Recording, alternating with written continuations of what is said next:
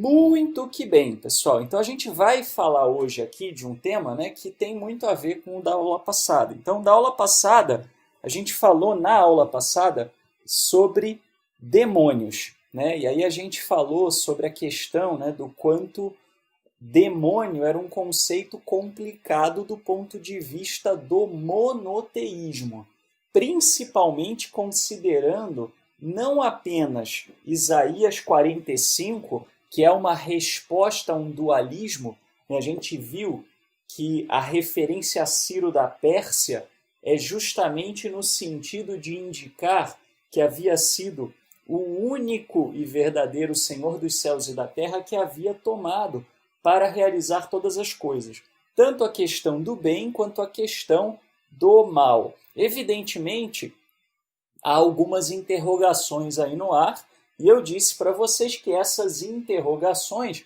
elas iriam ser respondidas ao longo desta aula, destas aulas deste curso, né?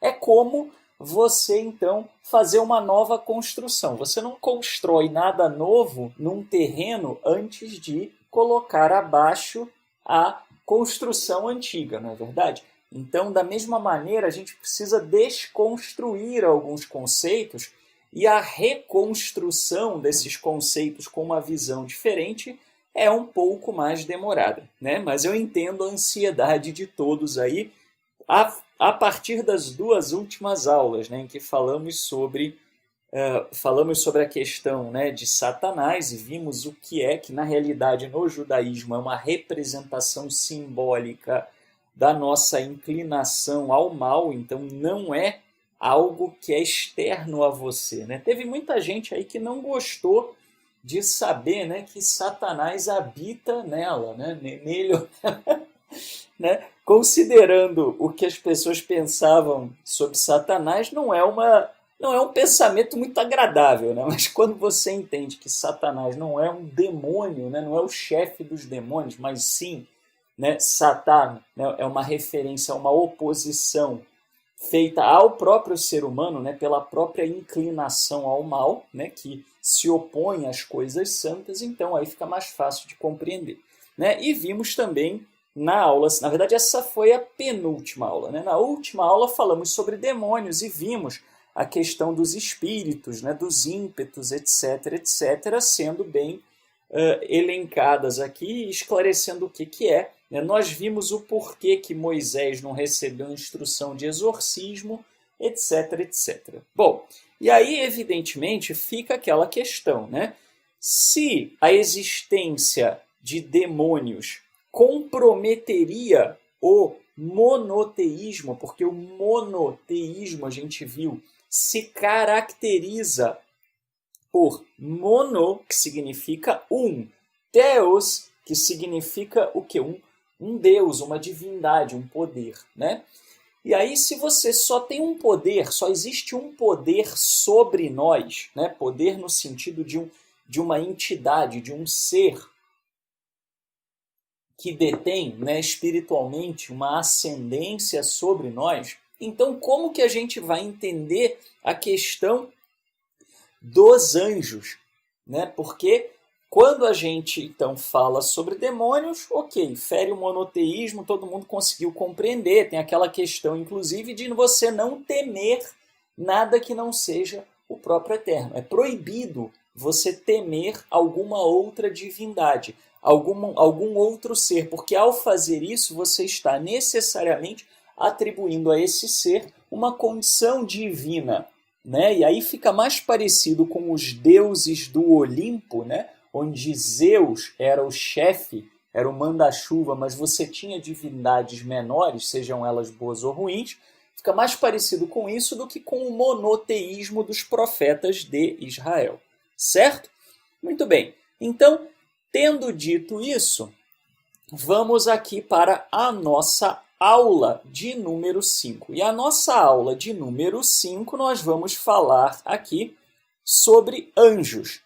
E aí já começamos aqui com essa gravura aqui dos anjos, né? De uma visão aí de um anjo. Uma pessoa mostra uma pessoa na cama e um anjo Bom, tem uma pergunta aqui já da Annelise. Shaul, na aula passada você disse que demônio não se apodera do corpo de uma pessoa e almas humanas.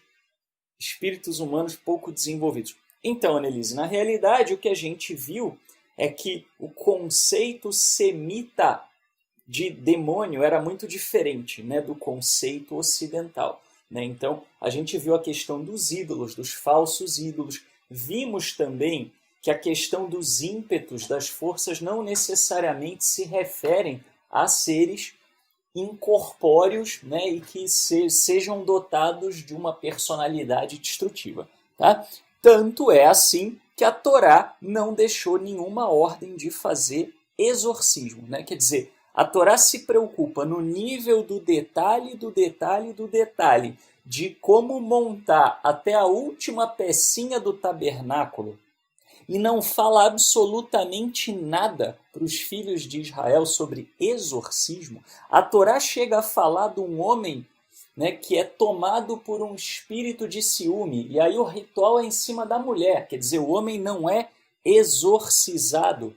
Né? Então, quando você chega e você percebe que no Tanar não existe nada referente a exorcismo, então a gente percebe que o fundamento dessa crença, e essa crença é presente no cristianismo, isso é inegável, mas a fonte não é a Bíblia judaica, a fonte não é o judaísmo, a fonte teria que ser outra.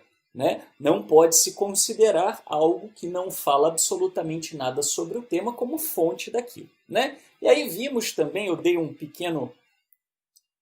pequena explicação como psicanalista, né, sobre os fenômenos de possessão, etc. Bom, a aula está no YouTube, quem quiser depois assistir e conferir, pode fazê-lo. Né? Bom, mas aí a aula de hoje, e os anjos? Os anjos, é muito claro na Bíblia que eles existem, porque a Bíblia fala de anjos o tempo inteiro. Mas e aí? O que seriam os anjos? Né? Anjos existem? O que vocês acham? Existe anjo ou não existe anjo? Uma pequena consulta aqui a vocês, aos universitários. Anjo existe ou não existe? Ok, todo mundo, por enquanto aí, não vi nenhum não. Está todo mundo aqui absolutamente certo de que existe, né? Aí tem já algumas objeções. Genilson falando, existe, mas não da maneira que a maioria das pessoas pensam. O Felipe está dizendo sim, mas não com asas. O Emanuel também está indo, né, nessa linha aí. A Glória já está no nada sei, né, Glória? Só sei que nada sei. Mas vamos então falar sobre isso, né? Assim, reparem como essa imagem aqui, ela faz parte, né, da nossa cultura. Agora imagina o seguinte, tá? Eu pergunto para vocês acham que o brasileiro é racista? O brasileiro tem preconceito com negro?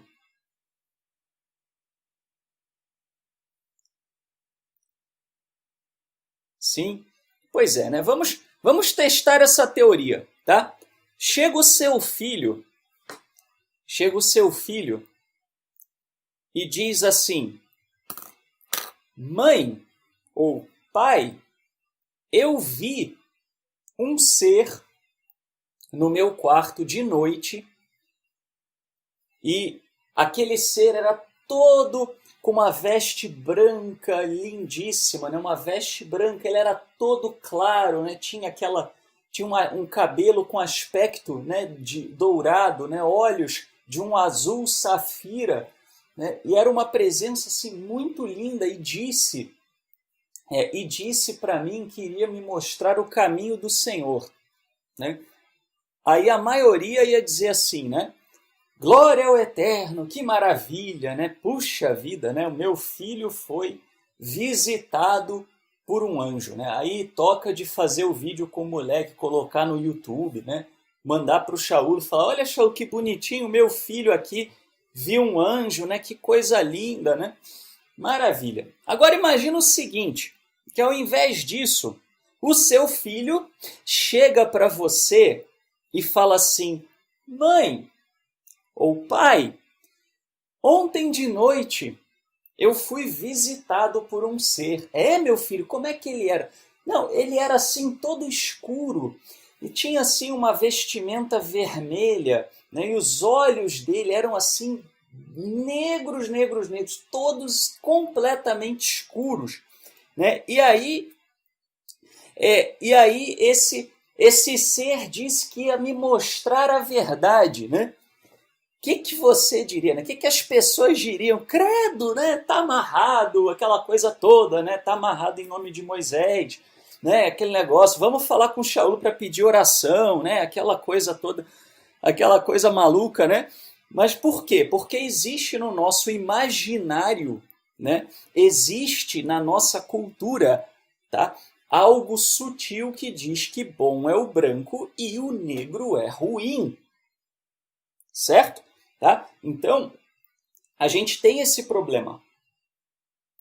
Mas aí então, quando a gente olha e vê, né, que o aspecto do anjo é descrito como um europeu nórdico, já dá para começar a desconfiar dessas aparições aí, tá? Há um preconceito bastante grande, com certeza, né? Bom, então vamos pensar aqui a respeito de uma passagem, tá? Vamos pegar alguns trechos aí de Ezequiel 1, de 5 a 26. O capítulo 1 de Ezequiel é uma coisa linda, né? Aqueles seres de asa com um monte de cara, né? Cara de leão, cara de ser humano, cara de águia, cara de seja lá o que for, né? Então, olha o que diz. E do meio dela saía semelhança de 4 seres viventes. E esta era a sua aparência, tinham a semelhança de homem. E cada um tinha 4 rostos, como também cada um deles 4 asas. E vi os seres viventes, e eis que havia uma roda sobre a terra, junto aos seres viventes, uma para cada um dos 4 rostos. Então tinha os 4 rostos, né, e as rodas sobre a terra. E por cima do firmamento, que estava por cima das suas cabeças, havia algo semelhante a um trono, que parecia de pedra de safira, e sobre esta espécie de trono havia uma figura semelhante à de um homem na parte de cima sobre ele. Muito bem. Todo mundo acha lindo, né? Ah, puxa, olha, já perdi as contas de quantas vezes eu escutei pessoas dizendo que gostariam de ter uma visão igual a de Ezequiel. Certamente Ezequiel viu o mundo espiritual. É ou não é? Quem aqui nunca se arrepiou ouvindo essa passagem de Ezequiel? Fala para mim. Alguém aqui nunca se arrepiou de ler essa passagem ou de ouvir essa passagem, né? Então, né, o pessoal que gosta, né, de imaginar que a Bíblia é um livro do Harry Potter, adora essa passagem, né? Então, acha que isso é uma descrição do mundo espiritual, certo? Vamos colocar à prova, então, essa afirmação, essa ideia de que Ezequiel está tendo uma visão literal da coisa, tem uma janela que se abre para o mundo espiritual. Bom, vamos pensar em algumas coisas aqui. Os seres tinham asas, certo? Bom, asa, o que a asa de um pássaro faz? Né? O movimento da asa, né, do bater da asa, ele é utilizado para quê? Para criar, né, uma corrente de ar aí com aquele movimento, e essa corrente de ar que é criada, ela permite, então, que o pássaro se sustente pairando, né, como que flutuando sobre o ar, né? Vamos dizer, então, o que acontece é justamente isso, né? E o ser humano, a partir do momento em que entendeu isso, né, criou também aí os planadores e depois os aviões. Teve até aquela polêmica nas Olimpíadas, né, sobre quem foi o verdadeiro pai da aviação. Mas fato é que as asas, elas são necessárias para vencer a resistência do ar. Agora eu pergunto para você, se ar, atmosfera, é uma coisa que é do mundo físico, ok? Por que um ser espiritual teria asa? Fala para mim. qual é a utilidade de você ter asa se no mundo espiritual não há a matéria ar, não há oxigênio, não há hidrogênio, não há gases, não há nada que seja material. Para que asa? Fala para mim. Para que asa? Me explica. Alguém saberia explicar? Ou seja, pessoal, das duas uma, ou você está dizendo que o Eterno cria coisas inúteis. Não há gravidade, ainda por cima. Muito obrigado, Adecilde. Tinha até esquecido de mencionar esse detalhe. Para ter tudo isso, precisa da gravidade. Se você não tem gravidade, gravidade é uma coisa de uma massa, de matéria, a lei da gravitação ela existe em cima de corpos materiais. Então, como é que você vai ter asa?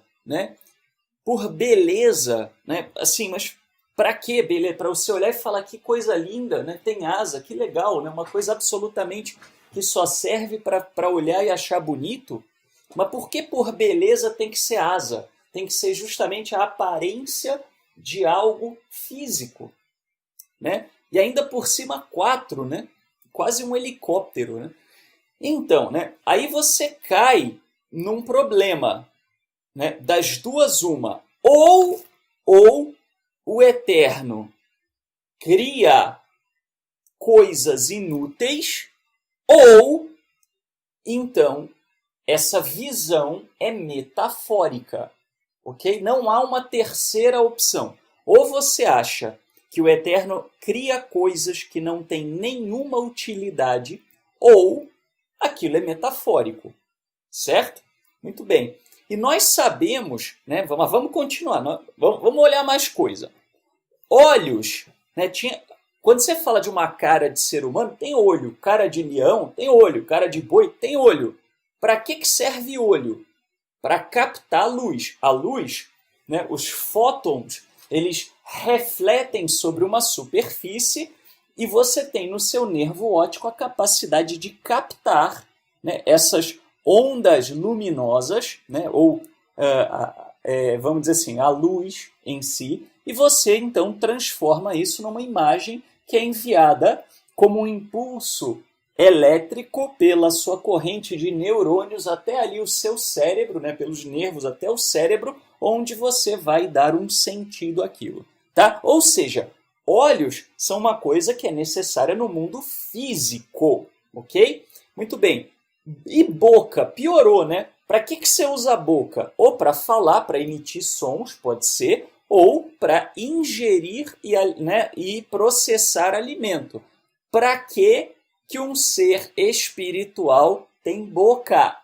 Dente serve para você mastigar, você quebrar, triturar os alimentos, ou rasgar os alimentos. Dente de carnívoro é para rasgar a carne. E os dentes de herbívoro já são mais para quebrar nozes, para triturar frutas, enfim. Então, os dentes são usados para isso, ou seja, para destruir, decompor a matéria da sua forma original para poder extrair daquilo um alimento. Tá? E nariz? Nariz é para você inspirar o ar, e aquele ar ele é transportado pela sua corrente sanguínea, pelas suas hemácias, que se combinam com o oxigênio. E aí o que elas fazem? Elas levam o oxigênio para a célula e o oxigênio, a quebra do oxigênio pelas células, é transformado em energia pelo corpo. Muito bem, então para que isso no mundo espiritual? Por que seres espirituais iriam ter esse tipo de coisa? Ok? Das duas uma, volto a dizer, ou o Eterno cria coisas inúteis, ou isso é metafórico. Porém, é complicado você falar que o Eterno cria coisas inúteis, porque isso vai na contramão de tudo aquilo que a ciência tem cada vez mostrado mais. há coisas que a gente ainda não sabe para que existem, mas a experiência nos mostra que à medida em que conhecemos as coisas, entendemos que existe uma função. Tudo no universo tem um design inteligente, né? Como a gente fala. Tudo tem uma função, tudo tem uma razão de ser. Né? A única coisa inútil que existe nesta criação é o Flamengo, que não foi criado pelo Eterno. Né? O Flamengo, com certeza, né, seria a única exceção à existência de coisas inúteis, né? A não existência de coisas inúteis aí na criação. Né? Tirando o Flamengo, bom, então não há nada de inútil na criação do Eterno. Então, se não há nada de inútil, né, isso aqui só pode ser algo figurativo, ok?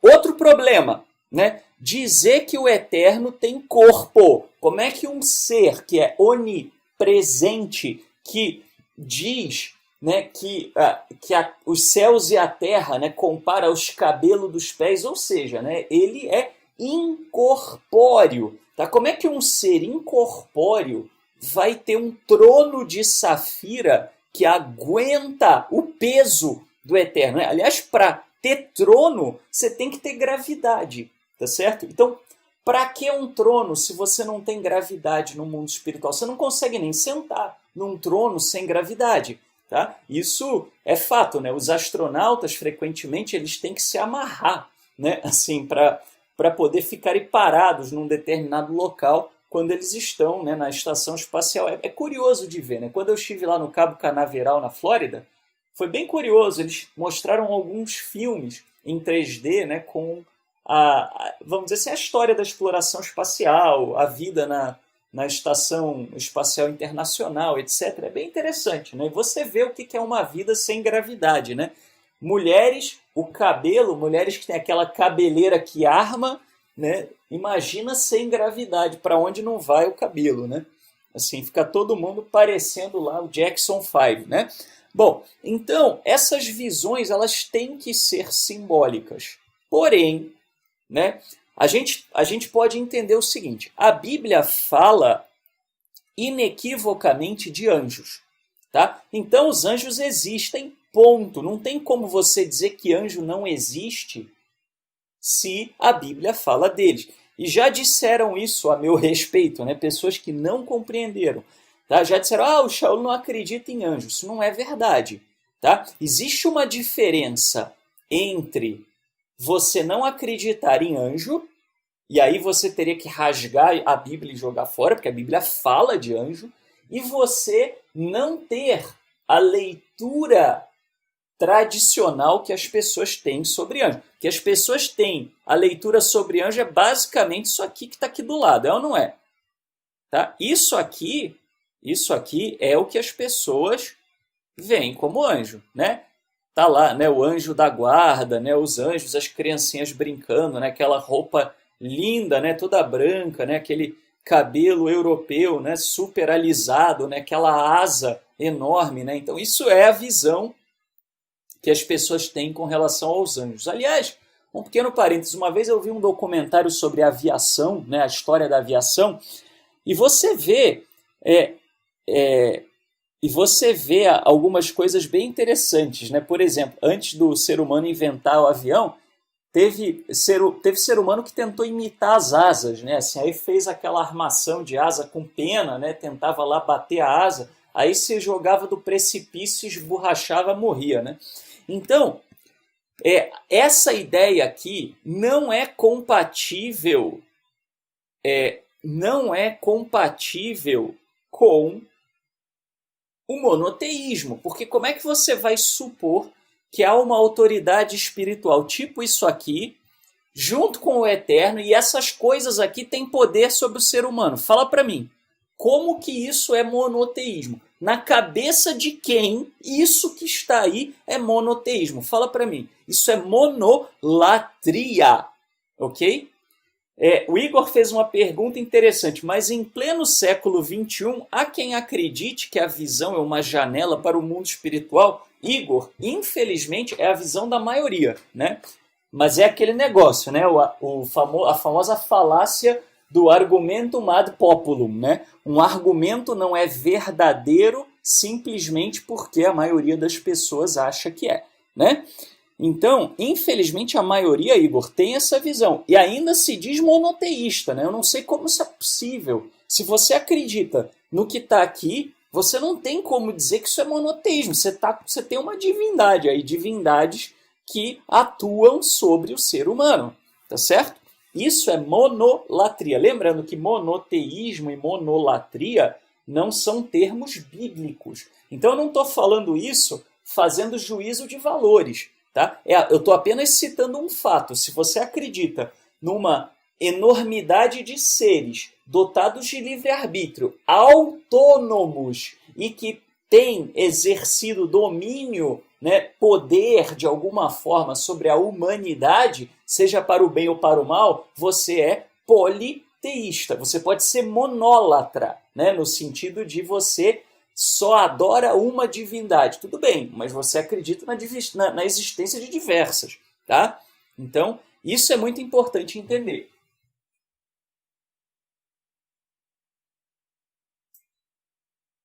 Bom, como é que isso se tornou um fato, né? Assim, vamos chegar lá, Moisés. Moisés perguntou isso, né? A maioria das pessoas, quando pensa em anjo, não pensa nessas duas coisas que cá estão, tá? Vocês estão sem som?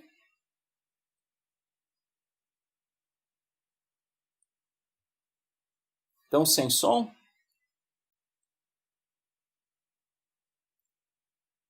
Tá bom para alguém ou tá falhando para todo mundo?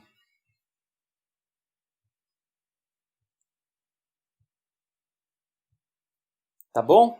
Ok, então vamos lá. Se falhar, vocês falam, tá? De qualquer forma, a gravação ela está sendo feita aqui direto do meu computador e aí quando eu subir no YouTube não vai ter falha, tá? Bom, então assim, pessoal, a maioria das pessoas quando pensa em anjo não pensa nisso aqui, né? Aqui eu botei uma imagem do DNA, né? Então, o famoso ácido desoxirribonucleico, né? Que é o que? Uma cadeia proteica, uma cadeia de proteínas aqui, que é utilizada para reter as informações que são necessárias para a replicação de um ser humano, né? Então, quando os seus pais engravidaram de você, na verdade é sua mãe, né? Se bem que hoje em dia, né, daqui a pouco vai saber, né, onde a ciência chega. Mas por enquanto, né, ainda é a mulher que engravida, né? Pelo menos por enquanto, até a presente data, né? Então, assim, quando há uma gravidez, o que acontece? O ser humano recebe metade do DNA do pai e metade da mãe. E esse DNA se combina e forma um serzinho, né? Forma um filho, tá? Que é dotado de características humanas que são uma combinação das características do pai e da mãe, certo? Muito bem. Isso poderia ser um anjo. Ah, Shaul, como assim? Nós vamos chegar lá. E aqui? Alguém sabe o que é essa segunda imagem aqui? O que é isso?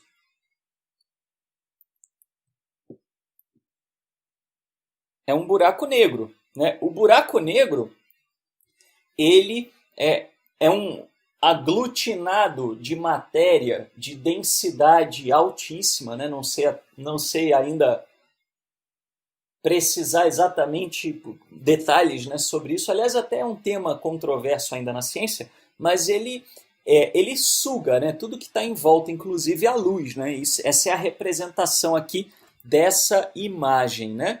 Bom, a maioria das pessoas não pensa que o buraco negro pode ser um anjo. Né? Mas os antigos falavam isso, né?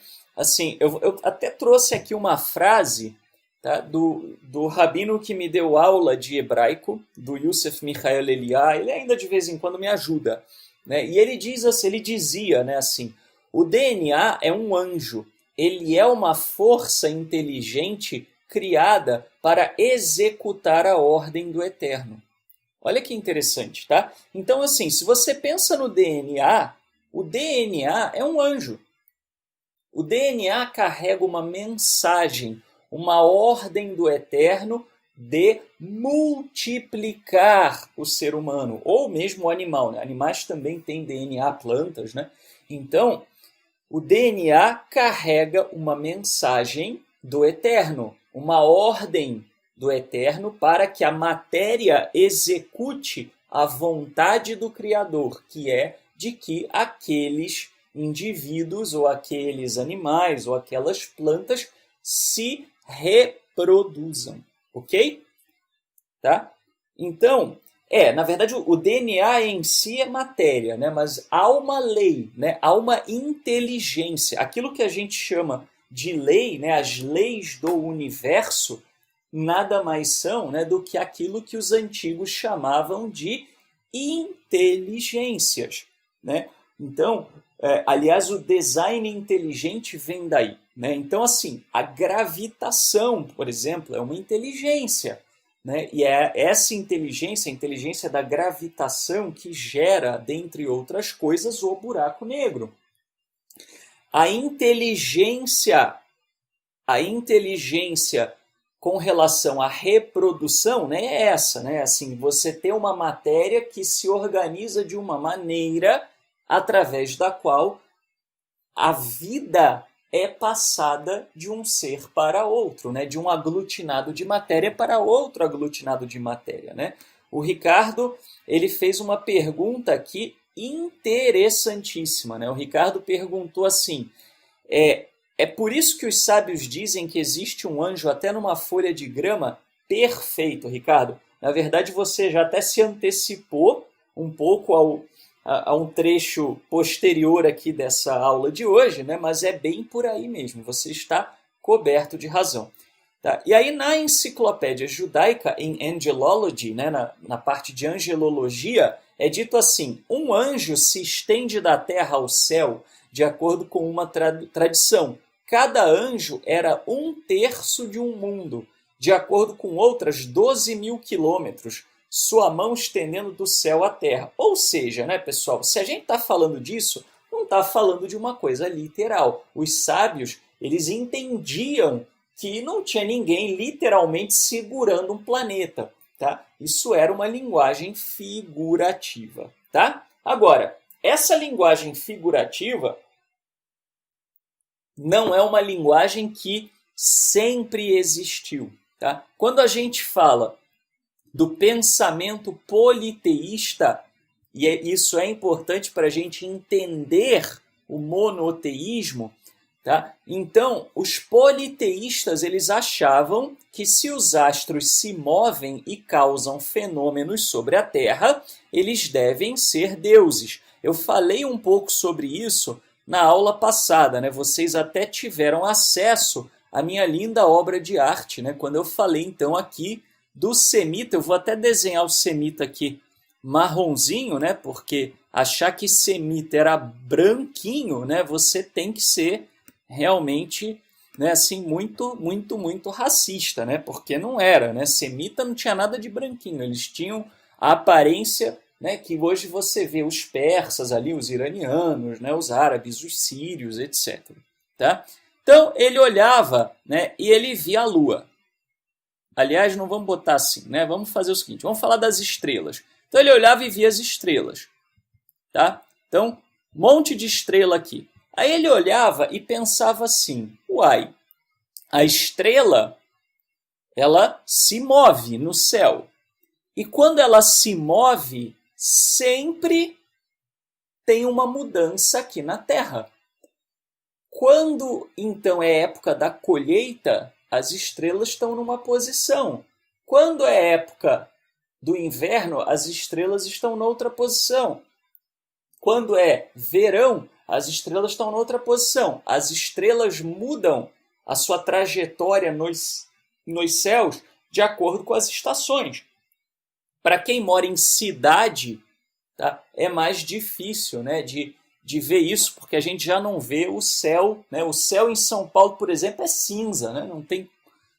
Quase não dá para ver estrela. Tá? Mas aí o semita, né, que ele pensava? Ele falava, bom, tem algum troço lá em cima, e esse troço lá em cima que se mexe, né, esse troço é é uma coisa que tem poder aqui, né? Porque muda a minha forma de, vamos dizer assim, né? De me relacionar com o meio. Aí ele olhava e via, né? Lá longe ele via um pássaro voando, né? E aí ele percebia que o pássaro ia ficando longe, ia ficando longe, ia ficando longe, até virar um pontinho, né?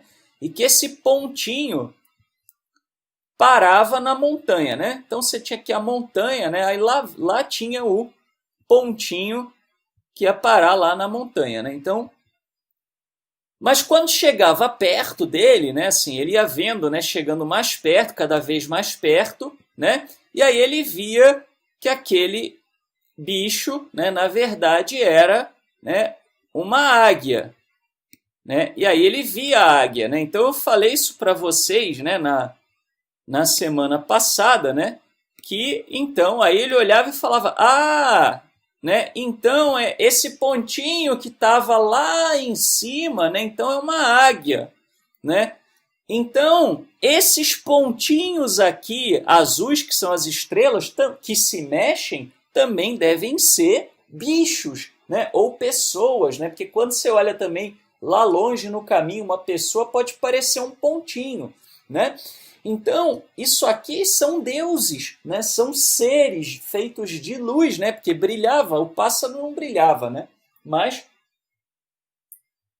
os deuses brilhavam. Então, eles pensavam nisso, né? Nessa ideia, né? Dos deuses cheios de pedras preciosas ou brilhantes, etc, etc, etc. Né? Mas chegava aqui, né? E pelo desenho fica muito claro, né, que aqui é uma águia norte-americana, certo? Dá para perceber nitidamente. Mas os semitas não conseguiam captar essas coisas, né? Então, eles achavam, né, que as estrelas não achavam que as estrelas eram como o Sol, né? Eram feitas, né, da combustão de matéria. Não, eles achavam que eram seres mesmo, né? Inclusive andavam, né? Então eles pensavam assim, esses seres são deuses, né? E o que eles mexem lá e acontece alguma coisa aqui. Eles mexem lá, chove aqui. Eles mexem lá, neva aqui. Eles mexem lá, chegam perto, fica calor. Chegam longe, né? Vão para longe, fica frio. Então, eu tenho que servir esses deuses. Esses deuses são muito poderosos. E a esses deuses, né, era comum chamar de Elim. Né? Elim, que vem de El, que significa autoridade ou poder.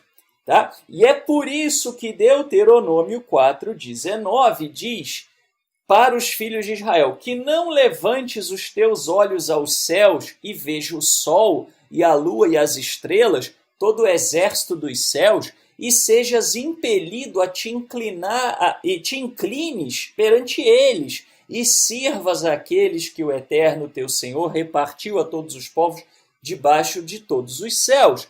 Ou seja, o que Deuteronômio está falando? Viu? Para de adorar a lua, para de adorar o sol, para de adorar as estrelas, porque não são deuses. E o cidadão ia lá, o que ele fazia então?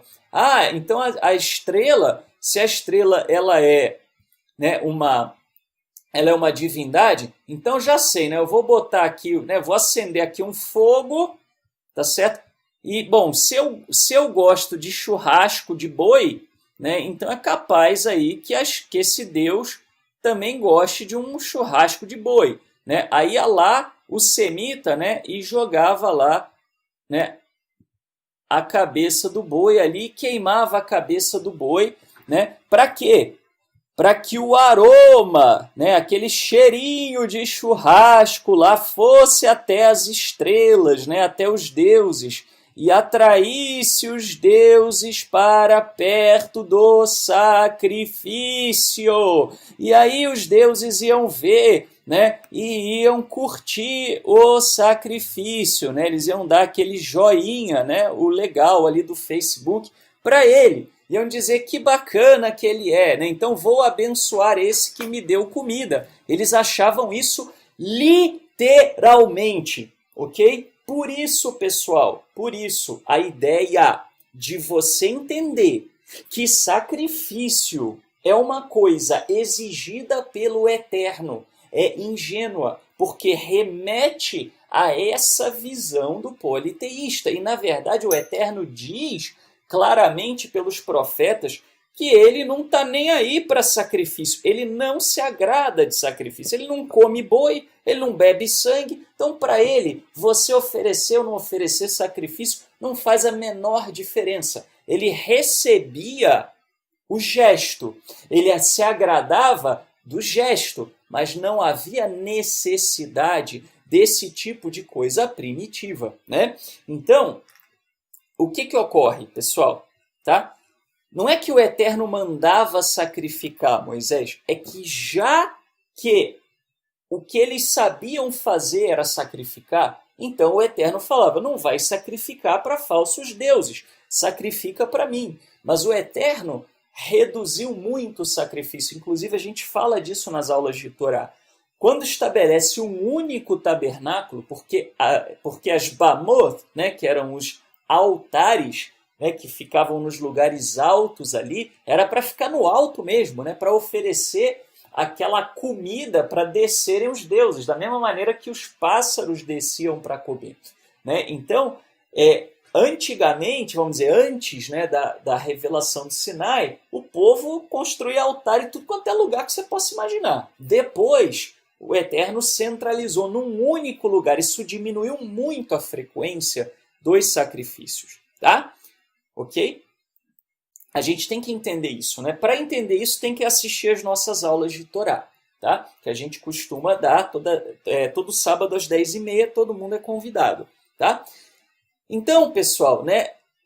A própria Torá fala, ó Eterno, quem é como tu entre os poderes, né? Ou seja, só o Eterno realmente é poderoso.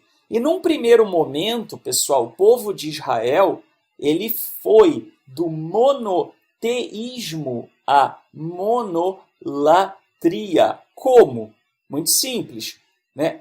Algumas pessoas adotaram a seguinte visão: se os astros não são deuses maiores do que o Eterno, então são deuses sujeitos ao Eterno. E essa visão, tá? O monoteísmo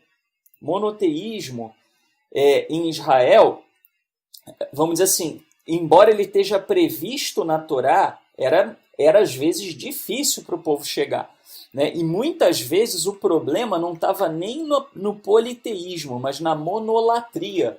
O povo ficava inclinado a achar que existia o Eterno, mas existiam também outros seres. Tá? E um dos livros que mostra isso, né, de uma maneira bem interessante, quem assistiu o filme Noé, né, que assim, como filme até é interessante, né, mas como a adaptação bíblica é um desastre, né, maior que o dilúvio, mas eles usam um pouquinho do livro de Enoque para isso. Né? Então, assim, o livro de Enoque, ele diz assim, ele não foi escrito por Enoque, tá? O livro de Enoque não é de Enoque, tá? Porque ele é da época do Segundo Templo. A linguagem dele é do Segundo Templo e só existem fragmentos dele na época do Segundo Templo, e antes disso não há referência a essa obra.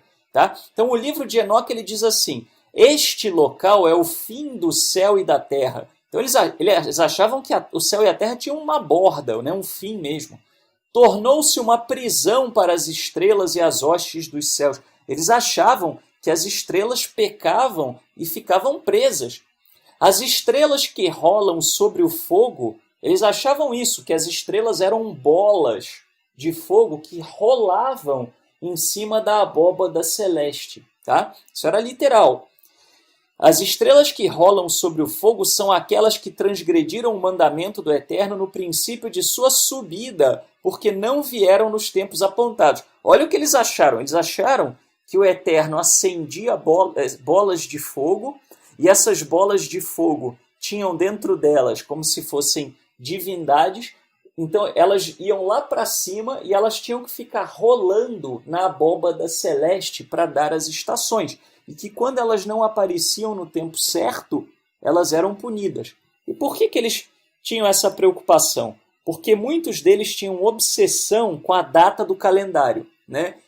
Quase não é igual a alguns grupos por aí, né? Não, tem que ser hoje, né? Não, não é amanhã, você está transgredindo a ordem do eterno se o dia que você vai comemorar é amanhã. Meu, isso é astrologia.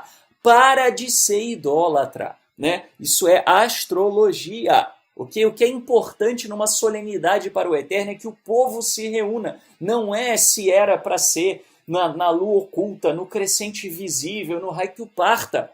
Okay? Se fosse, a Torá tinha colocado cálculos exatos para isso e a Torá não se preocupou com isso. Já parou para pensar por quê? Né? Tanto é que esses grupos brigam entre eles. Né? Eu me lembro, na minha época ainda, de pouco entendimento da Torá, né? Eu ficava desesperado, porque você não consegue achar. A Torá não dá subsídios para um calendário.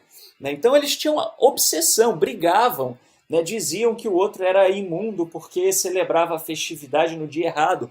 Você tem isso no livro de Jubileus, né? Dizendo até que o cativeiro veio porque o cidadão celebrou a festa dos tabernáculos no dia errado. Tem isso lá no livro dos Jubileus, que também é um pseudepígrafo do Segundo Templo, um pouco mais recente até do que Primeiro Enoque. Tá? Pessoal, isso é muito doido. Tem que ser, olha, assim, tem que fumar orégano estragado, né, para poder aceitar isso nos tempos atuais. Né?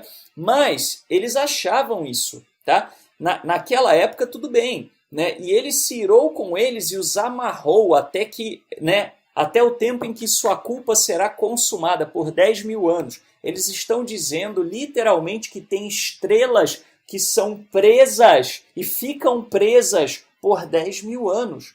Tá? Isso, pessoal, não faz o menor sentido lógico. Tá? Mas era a visão popular. Os antigos acreditavam, pessoal, que as estrelas eram literalmente seres que habitavam no céu. Tá? Quantos de vocês aqui já acharam que iam morar no céu? Vamos ver. Quantos? Gostaria de fazer essa pergunta para vocês.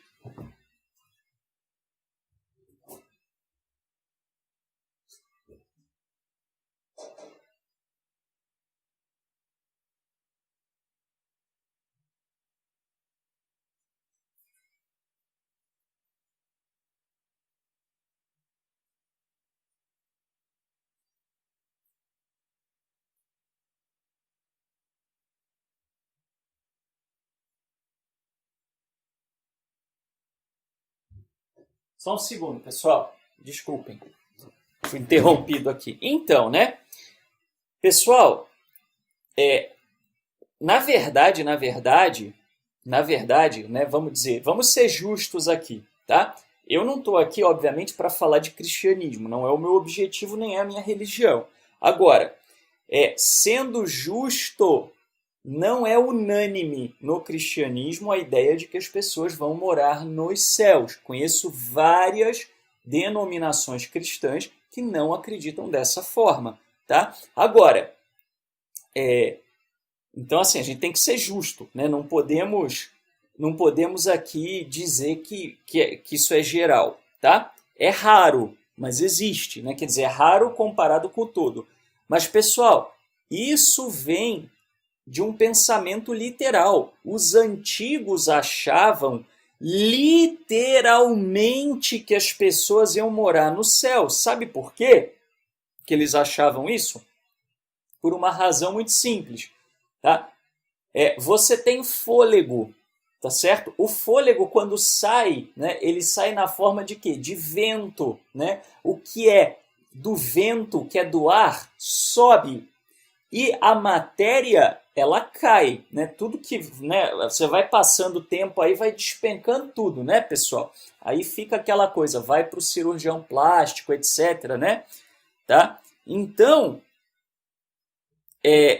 assim, volto a dizer, pessoal, isso não é unânime no cristianismo, tá? Tem pessoas no cristianismo, tem denominações cristãs que não acreditam nisso. Então, vamos ser justos aqui.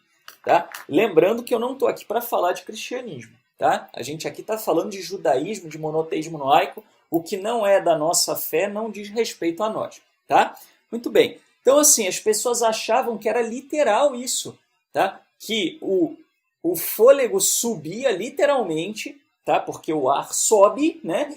e a matéria se decompunha, virava terra, virava pó, então descia. Tá? Daí vem a ideia, tá? E aí você olha os vulcões, né? O vulcão o que é? Um buraco na terra de onde sai o quê? Fogo. Então o que eles achavam que tinha debaixo da terra? Um lago de fogo. Até porque, se você for olhar os geysers, né, que são aqueles jatos d'água fortíssimos, muitos deles, eu não sei se todos, mas pelo menos uma boa parte deles, né, vem quente, né? Você tem uma fonte quente de água aí. Então, eles achavam que debaixo da terra tinha um lago de fogo. Isso era literal, tá, pessoal? Eu sei que vai ter gente com vergonha aí, mas isso era literal, tá? Era por isso que eles achavam que o inferno você vai para o lago de fogo e o céu você vai subir e vai morar lá com as estrelas, com as divindades, com os anjos, com o raio que o parta. Tá? Então, pessoal, isso era literal. Agora, é óbvio que quando você fala isso nos dias de hoje, isso é primitivo, isso é absurdo do ponto de vista da lógica. Né? A NASA já foi até o espaço, né, pelo menos entre a Terra e a Lua, fora os satélites, né? Mas o ser humano já esteve na Lua e não tinha nada. Não tinha nada. Né? Ou seja, essa crença como algo literal é absurda. Aí o que as pessoas começaram a fazer? A hora que começaram a perceber, não, isso é espiritual. Né? Quando alguém diz para você que alguma coisa é espiritual, significa que não é do jeito que a pessoa acha, mas a pessoa não quer dar o braço a torcer. Então vou repetir. Quando você chega e confronta uma pessoa e mostra para uma pessoa que uma coisa não faz o menor sentido e a pessoa é teimosa e quer continuar acreditando naquilo, ela fala que é espiritual. Né? Igual aquele tiozinho lá que, né, era um líder de uma seita religiosa lá e que ele disse que Deus mandou ele adulterar com a mulher do vizinho. Né? Aí ele vai, né, e pegou lá e foi justificar com o livro de Oséias, né? E aí ele fala, vocês devem ter visto isso, né? Ele fala, não, vai e casa, né, e ama a mulher, né, que é repudiada e adultera, né? E aí ele olhou, leu lá, né, e falou, bom, isso é comigo, né? Então, né, essa quentura que eu sinto por dentro quando eu vejo lá a vizinha, né, limpando o quintal, então isso aqui eu não tenho que controlar, isso aqui vem de Deus, ele achava isso, né? Aí foi lá e fez filho na mulher, né? E aí deu uma confusão danada. Aí foi um teólogo, né, não me lembro agora de uma associação, né, mais séria, né, de uma denominação séria, e aí falou, não, tá aqui, ó, não é e vai, né, e ama a mulher repudiada e adultera, e adúltera. Então era ama a mulher adúltera, não era ama a mulher e adultera, né? Ele não tinha reparado no acento. E aí o repórter gravou a reação dele na hora, né? E ele falou assim, né? Assim, tipo, caiu a ficha dele, né?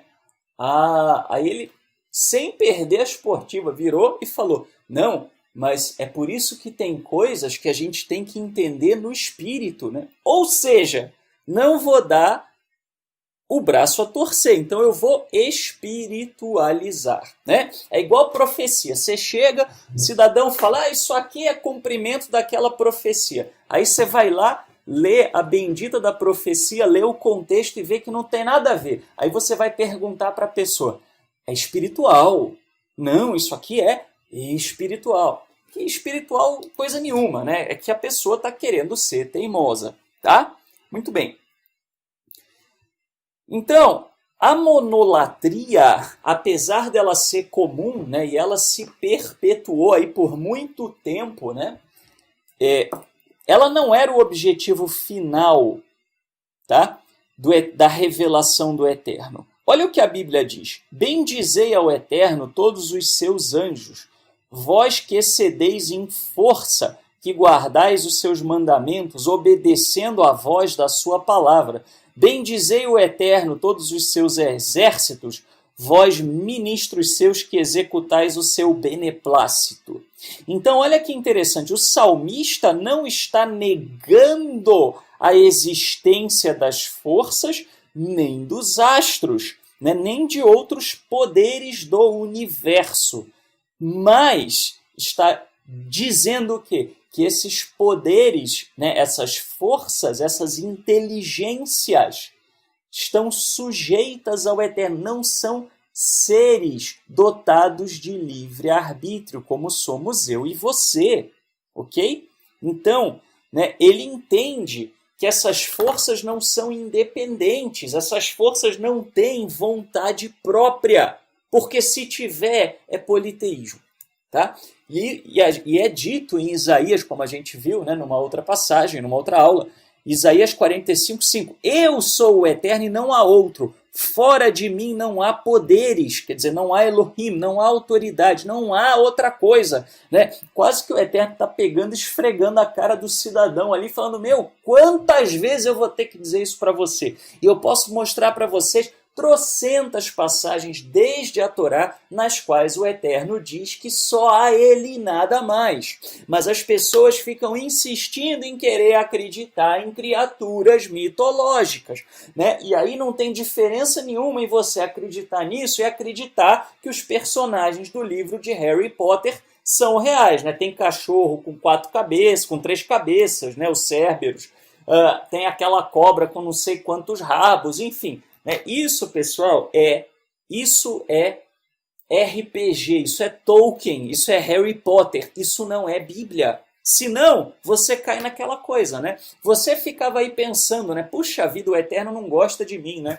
Todo mundo lá onde eu vou ver anjo, né? Ver anjo com espada de fogo, né? Batendo. Espada de fogo, pessoal, eu gosto muito, mas é no filme Guerra nas Estrelas, né? O lightsaber lá, né? Que é aquela espadinha dos Cavaleiros Jedi. Agora, para que raios vai ter uma espada de fogo? Por que uma espada e não um lança-chama? Já pensou um lança-chama? Não precisava ficar se degladiando com o demônio, né? Batendo para o demônio defender. Era só jogar, espalhar aquele fogaréu todo e acabou, né? Lança-chama é muito mais eficiente que espada. E o cidadão fica achando que tem um anjo batendo espada na espada do outro anjo, né? Tenha santa paciência.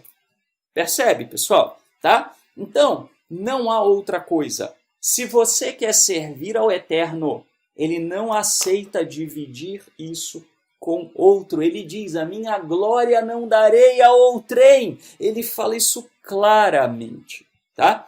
Claramente. Então, eu peguei um texto aqui do Aish HaTorah, que é um site judaico, né?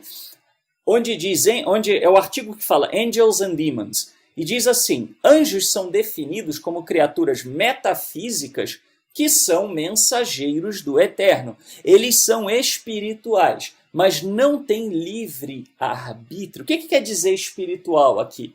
Não é corpóreo, são inteligências, como a gravidade é uma inteligência, a gente falou disso, né? Bom, eles só podem fazer exatamente aquilo que foram ordenados pelo seu Criador. A palavra mal'ach, termo hebraico para anjo, significa mensageiro e também traduz como obra. Em outras palavras, um anjo é um mensageiro do Eterno que faz a sua obra. Tá? Então, pessoal, o que era o anjo? O que os antigos reconheciam? Eles entendiam que tinha força no universo. Tá? Eles pegavam, né, como aquela imagem proverbial, né, de Isaac Newton, né, descobrindo a gravidade com uma maçã caindo na cabeça dele. Aliás, isso é uma fábula, né? Não há nenhum indício de que literalmente o Isaac Newton levou uma maçãzada na cabeça, né? E então eles percebiam isso, que se a maçã caísse, tinha alguma coisa que puxava para baixo. Por que não puxava para cima? Eles entendiam que tinha alguma coisa que empurrava o sol, impulsionava o sol, tinha alguma coisa que fazia a água esquentar, a água esfriar, a água se transformar em vapor, a água se transformar em gelo. Estava cheio de forças por aí.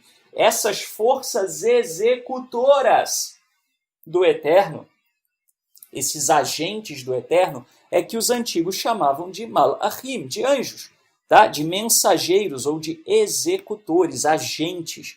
Exemplo, gravidade, movimento dos astros, crescimento das plantas, o vento, vulcões, terremotos, maremotos e outros desastres naturais, a variação das temperaturas, a reprodução dos animais. Então, você quer ver um anjo? Vai olhar um vulcão, vai olhar o vento, vai olhar o crescimento de uma planta. Tudo isso são agentes, são forças que regem a natureza e que foram criadas pelo Eterno. E elas não têm livre-arbítrio. Já pensou se a gravidade falasse assim, eu acho que hoje eu não vou puxar ninguém para baixo não, vai todo mundo sair voando. Já pensou?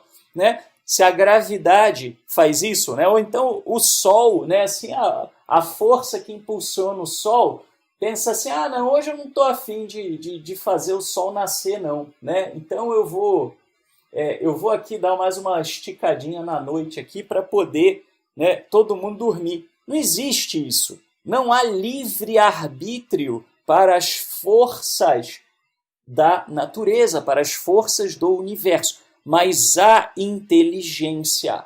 Há uma inteligência que surge aí, né? E há uma inteligência que rege o funcionamento das coisas.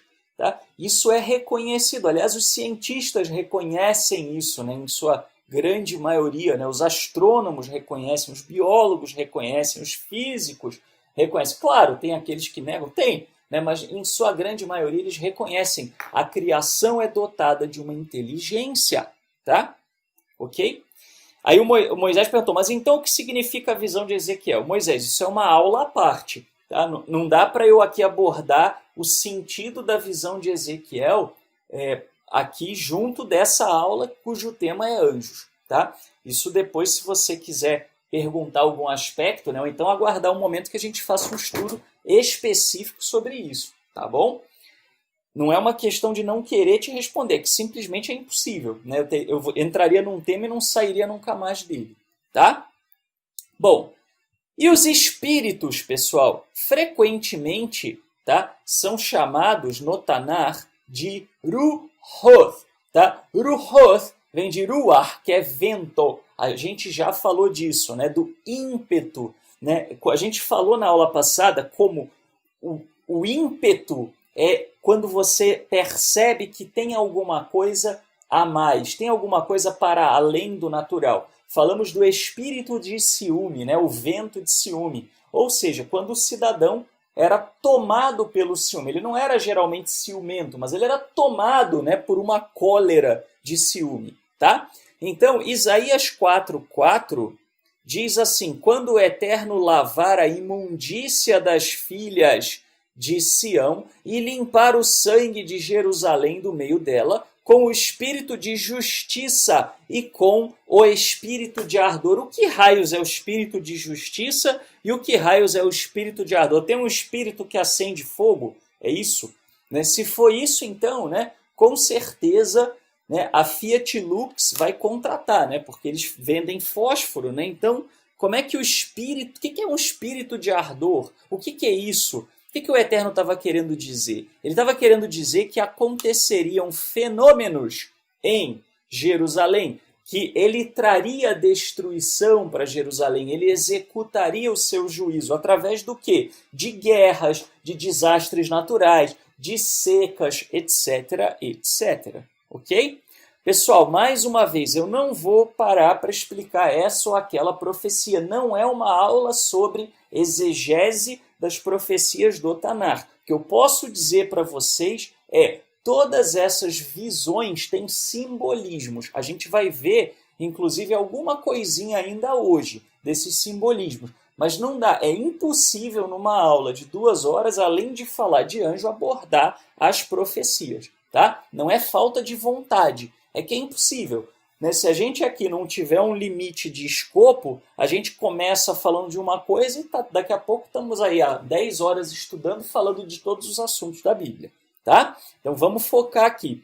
Então, esses fenômenos, né, que iriam destruir Jerusalém eram mensageiros, malachim, do Eterno executando a sua obra, melachá. Né? Por exemplo, olha o que diz o Talmud Bavli, o Talmud babilônio, em Sanhedrin 108b. Se o anjo do calor ou do frio me ferir, não ficaria sem o mundo sem um dos tipos. Olha o que eles estavam dizendo, que tinha um anjo que trazia o calor e trazia o frio. Eles entendiam que tinha uma força na natureza que fazia as coisas esfriarem e esquentarem. Mas não era uma pessoa, né, pessoal? Não era, né, não era o cisne do Cavaleiro do Zodíaco, né, que jogava gelo. Não era uma coisa literal, né? Perdão, literal não era uma coisa personificada. Tá? A personificação é feita pelas pessoas que leem hoje. Tá? Não era da cultura deles fazer isso. Tá? Então, agora que a gente viu essas coisas, a gente pode entender melhor, tá? É a Elsa, né, do Frozen, né? Então vamos trazer a Elsa, né? Vai tchá, gelo para cá, tchá, gelo para lá. Tem nada disso, né? Quando eles falam o anjo do frio e do calor, eles não estão sendo ingênuos. Eles estão falando que tinha forças que geravam coisas, né? Inclusive, Shedim, como a gente viu na aula passada, literalmente os destruidores eram forças de destruição. Eles viam que de repente uma árvore caía, viam que de repente um incêndio começava na floresta. O que eles entendiam? São forças destruidoras. Não é que eles acreditavam em seres personificados, senão daqui a pouco virou gnomo, né? Ok? Tá? Bom, então agora a gente consegue entender com clareza o façamos o ser humano a nossa imagem conforme a nossa semelhança, em Gênesis 1, 26. Todo exegeta judeu, todo que você pegar, dentre obviamente os mais conhecidos, vai dizer que o façamos é o Eterno falando com os anjos. Mas ao mesmo tempo no judaísmo, anjo não é um ser personificado, não é um ser pessoal dotado de livre-arbítrio, tá? Então, o que é isso? Quando você entende que os anjos, os mensageiros ou executores do Eterno, são as próprias forças da natureza, aí é fácil entender, tá? Como visto, a gente viu isso, salvo engano, na aula de número 2, tá? O ser humano é dotado de uma natureza divina e de matéria, né? Então as duas coisas estão presentes no ser humano. O aspecto divino da sua existência, que é a imagem e semelhança do Eterno, é o seu intelecto, é a intuição, é a capacidade de abstração do ser humano, a capacidade do ser humano de reconhecer essas inteligências divinas, é de reconhecer o eterno, de extrapolar, de pensar além da criação, né? Agora, o aspecto material, o seu corpo de carne e osso, o seu corpo que é pó da terra, o seu corpo físico é imagem e semelhança de quê? Das forças da natureza. Da mesma maneira que as forças ajuntam o pó e formam a argila, também ajuntam o ser humano e formam corporalmente o ser humano. Entenderam? Não, tem nada de poder. Esquece poder, Moisés. Ninguém aqui é David Copperfield, tá? Poder, quando a gente fala de poder, nós estamos falando de intelecto, de intuição, percebe? A capacidade que você, Moisés, ou que eu, Shaul, ou que qualquer um de nós tem de perceber essas coisas, né? De buscar o eterno, de se abrir para as coisas espirituais. Espirituais que eu digo falando no sentido de espiritualidade, né? De algo que é para além da criação, de entender o eterno, de perceber a sua ação, de compor a sua inteligência, né? Compor, perdão, a observação da sua inteligência e entender que há algo por trás de tudo isso. Tá? De imaginar, criar coisas. Perfeito, Tiago. Tá? Então, pessoal, agora vocês entenderam o façamos. Tá? Façamos é muito simples. Por que estava ali no plural? por uma razão simples, para mostrar que o ser humano é as duas coisas. Ele é divino e ele também é material. Tá? Ok? Ficou claro? Beleza, Moisés? Ficou claro? Tá? Então vamos lá. O Vladimir está perguntando, eu queria entender por que Deus pediu 2 anjos na tampa, né, da arca.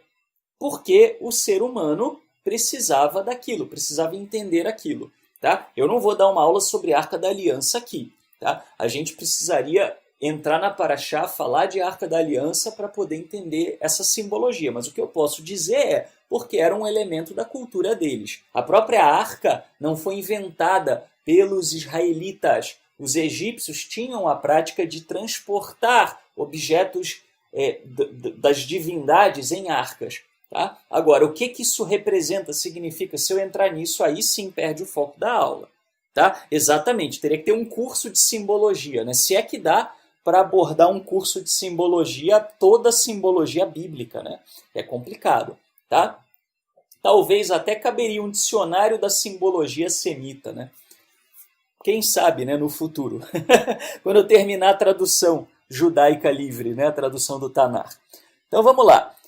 O Maimônides, na Mishneh Torah, olha o que ele fala, né? No livro do amor, leis da mezuzá. Né? Mezuzá é aquela caixinha, tá aqui, né? A caixinha que a gente coloca na parede, contendo um pergaminho da Torá para lembrar. Não é para proteger a tua casa literalmente, tá? A ideia, se Maimônides visse alguém dizendo que a ideia é que se apagou uma letra, as pessoas ficaram doentes, igual você vê por aí gente no meio ultra-ortodoxo falando e pessoas mais comuns repetindo, isso é superstição tola, tá? Não é essa a ideia. Né? A ideia é lembrar da lei do Eterno, lembrar dos mandamentos do Eterno, né? Ao entrar e ao sair. Tá? Então, assim, olha o que ele fala. Quem quer que use filactérios, famoso tefilim, né? Que significa literalmente orações, né? Porque são dois, é a oração, né? O sheliad, né? Que é a oração da mão, né? E o shelrosh, que é da cabeça, né? E tem a ver o quê? Com pensamentos, né, e com as ações. Né? O simbolismo do tefilim é esse. Eu vou guiar as minhas ações através da palavra do Eterno e eu vou, né, entre os olhos também, eu vou olhar, eu vou contemplar para frente na minha vida com o prisma da lei do Eterno. Eu vou sempre ter em mente a lei do Eterno naquilo que eu colocar os meus olhos. Ok? Então, olha o que é falado. Use franjas em sua veste, né? Franja, de novo, eu não vou entrar na simbologia da franja, né? Aí, isso tem até no breviário judaico, né? Que eu tenho postado aí todo dia. Quer dizer, né? Alguns dias aí eu me atrapalho, né? Porque também não é sempre que eu consigo dar conta de tudo, né? Mas supondo, né, que finge que é diário. Eu estou tentando, né, que seja diário. Então, assim, vamos dizer assim, né, nesse material tem a explicação do que é a franja, tá? Agora, Maria falou uma coisa aqui, ó. Maria falou, tem cristão que nem sabe o que é mezuzá. Maria, isso para mim não surpreende, né? Porque não é da religião deles. Agora, o que é surpreendente é ter judeu que não sabe o que é mezuzá, é ter rabino que não sabe o que é mezuzá, e tá cheio por aí, né? Por quê? Porque há uma visão mistificada, sincrética e supersticiosa que beira a idolatria de que a mezuzá seja um amuleto mágico. Tá?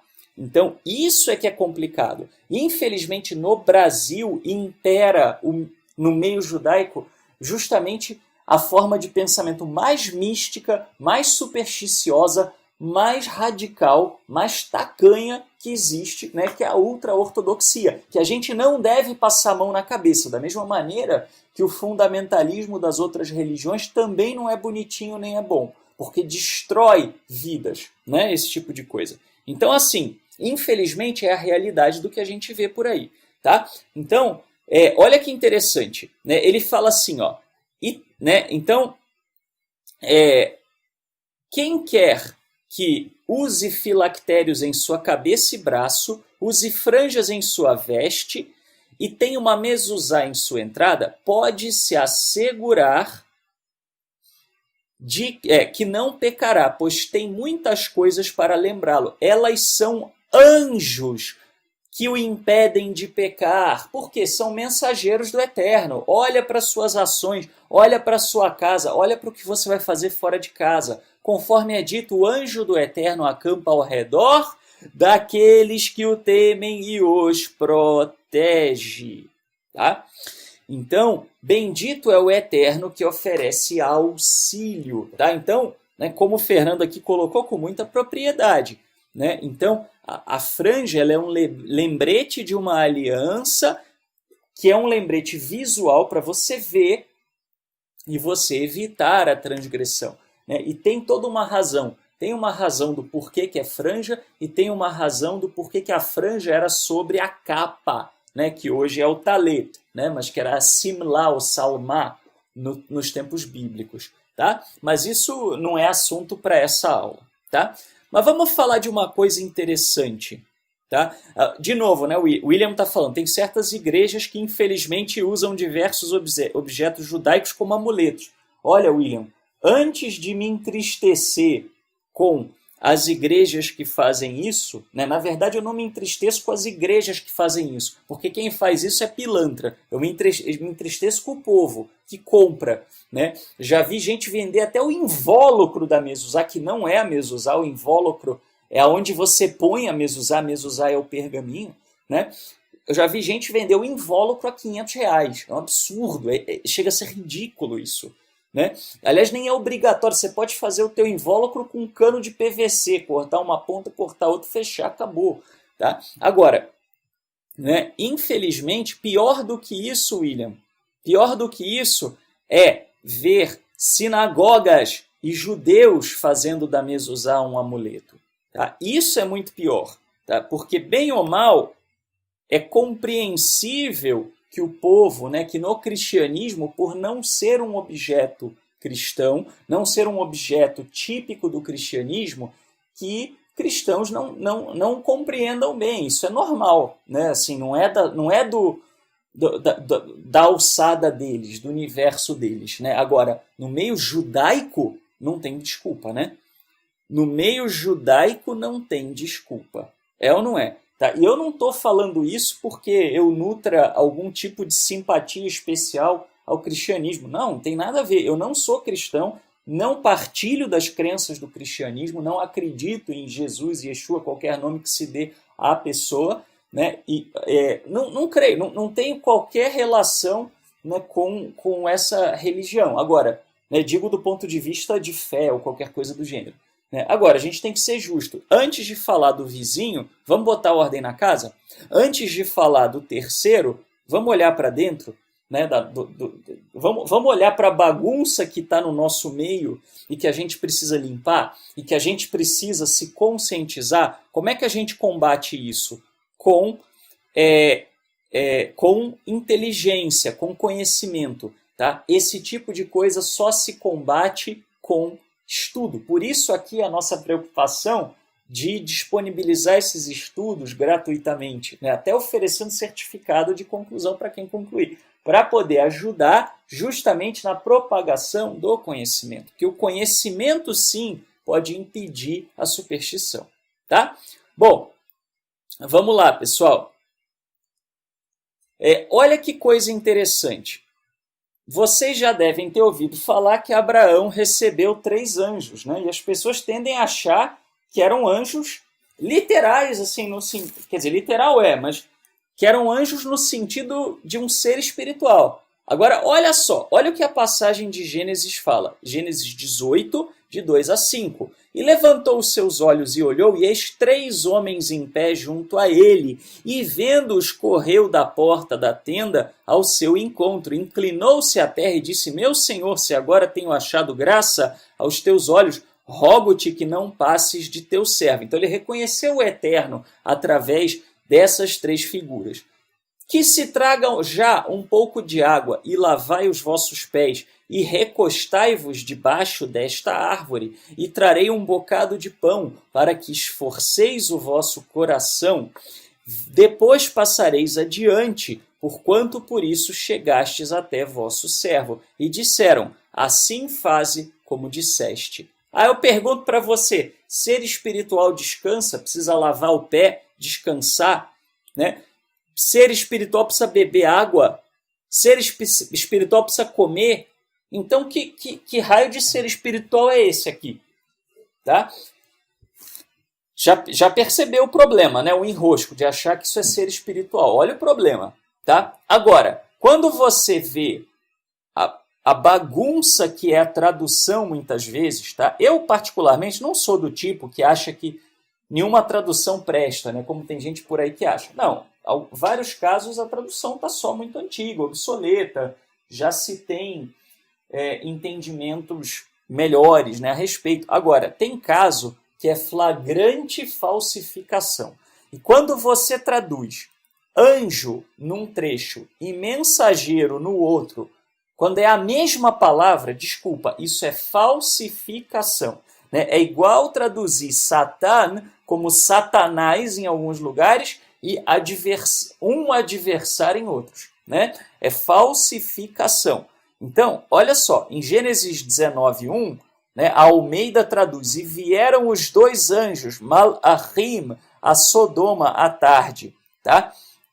Aliás, interessante, né? Os anjos, o pessoal de Sodoma queria abusar sexualmente do anjo. Você acha que o cidadão de Sodoma, vendo lá um ser iluminado, ia querer abusar sexualmente? Como? Ainda mais sendo um ser espiritual. Ou será que eram pessoas, né? Olha o que Gênesis 32:4 diz. 32:3 em algumas traduções.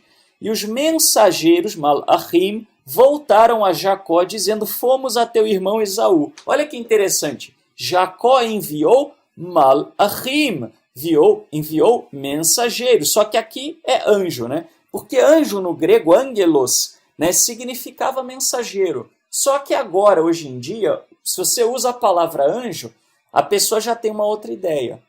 Tá? É bem provável, né? Aliás, eu tenho um texto que comenta essa passagem, né? É bem provável que essa passagem aqui se refira a profetas, ok? Porque era assim que o Eterno falava com as pessoas. Inclusive, você pode ser um anjo do Eterno.